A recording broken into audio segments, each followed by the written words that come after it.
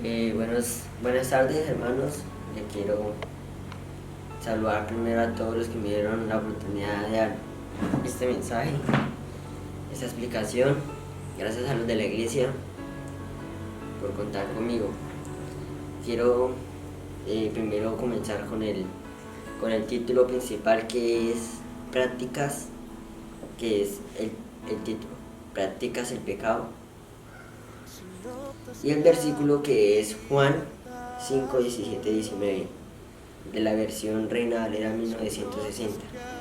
Entonces, en este versículo dice que toda injusticia es pecado, pero hay pecado no de muerte. Sabemos que todo aquel que ha nacido de Dios no practica el pecado, pues aquel que fue engendrado por Dios le guarda, y el maligno no le toca.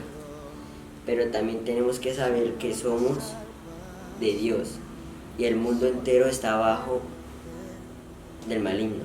Bueno, entonces este versículo nos explica que hay pecados, que hay muchos pecados, pero hay pecados específicos que no nos llevan a una muerte eterna. También dice que los que somos hijos de Dios no debemos practicar el pecado. Si usted es un hijo de Dios y practica el pecado, pues aquí dice que usted no es un hijo de Dios. También dice que como somos hijos de Dios, guarda del maligno. Pero también nos dice que estamos en un mundo donde el maligno gobierna. Entonces voy a empezar con dos palabras como que explica casi todo mi mensaje, que es el pecado y la práctica. Acá en este versículo yo pude ver que hay dos tipos de clases de pecados. Que el primero es la persona que peca contra su voluntad, pero peca porque se deja llevar por la pasión, por el deseo y por la carne, que en ese momento son muy fuertes para que ella se pueda doblegar. Y el segundo es la persona que comete el pecado deliberadamente, o sea que prácticamente se le da ganas de hacerlo y sabe que es consciente de que comete el pecado. Listo. Entonces, la práctica tenemos que saber que es cuando usted o yo hacemos algo de manera habitual, que constantemente lo estamos haciendo. Por ejemplo, un deporte, por ejemplo, los mayores salen a trabajar. Listo. Voy a dejar en el video conclusión de un hombre que se llama William Barclay. Él sacó una conclusión de este mismo versículo y me parece muy interesante. Me parece muy interesante lo que él comenta. Entonces quisiera que los que la pudieran leer sacaran un tiempo libre para que lo lean y todo. Listo. Entonces les voy a dejar esto en las suscripciones del video. Listo, entonces vamos a otro versículo que se llama Hebreos del 26 al 27. Versión TLA. Dice: esto es para las personas que siguen pecando deliberadamente. Si seguimos pecando después de haber conocido la verdadera enseñanza de Dios, ningún sacrificio podrá hacer que Dios nos perdone.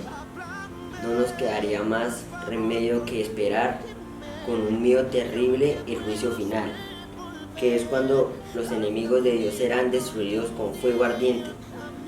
Entonces ahí dice que cuando ya nosotros pecamos deliberadamente, o sea que ya sabemos que pecamos, ya sabemos que eso es un pecado y nosotros lo seguimos haciendo.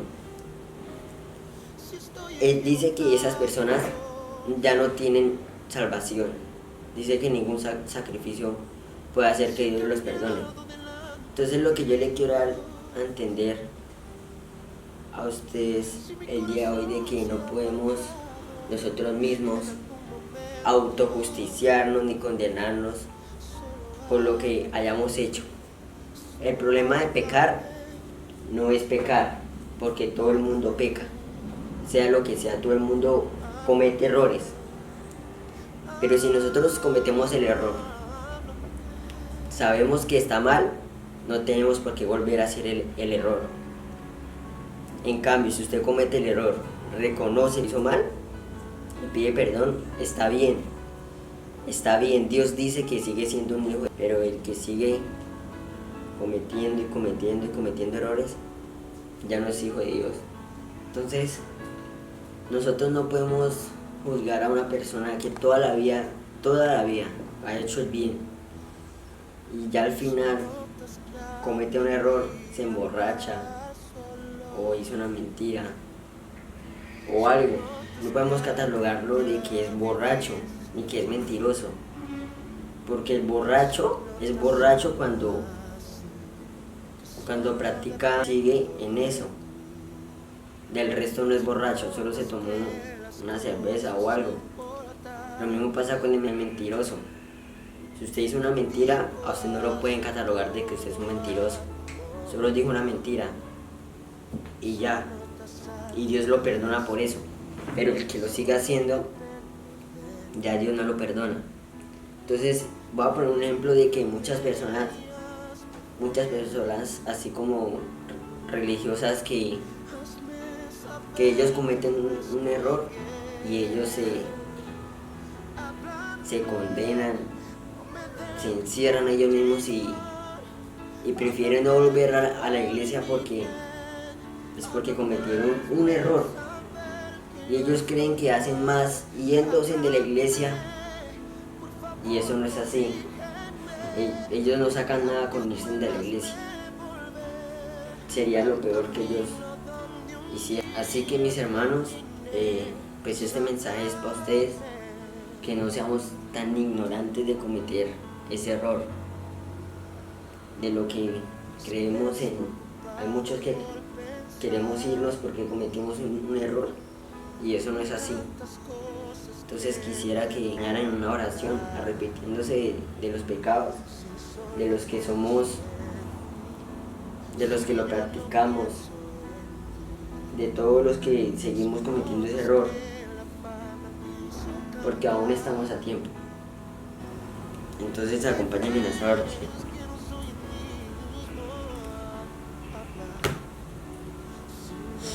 Señor, Padre Celestial, te queremos dar gracias por el día de hoy. Te quiero pedir perdón por los pecados de todos nosotros, Señor. Perdónanos porque sabemos que está mal y que lo seguimos cometiendo. Somos tan ignorantes de volver a hacerlo y hacerlo y hacerlo, y eso está mal, Señor. También perdónanos a todos los que cometemos un error, Señor. En tu palabra dice que tú no nos dejas de ser hijos tuyos, ni nada de eso, Señor. Entonces te queremos pedir, Señor, en el día de hoy que nos perdones a todos y que nos deje caer en tentación. Amén y amén.